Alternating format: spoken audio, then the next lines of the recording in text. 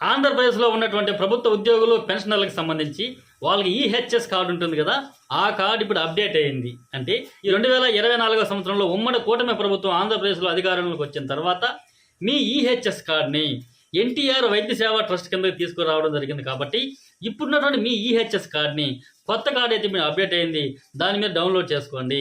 Just 1 క్లిక్తో మీరే download చేసుకోవచ్చు. ఏ విధంగా చేసుకోవాలంటే ఫస్ట్ మీరు చేయాల్సింది గూగుల్లో మునిరత్నం అప్డేట్స్ అని ఎంటర్ చేయండి.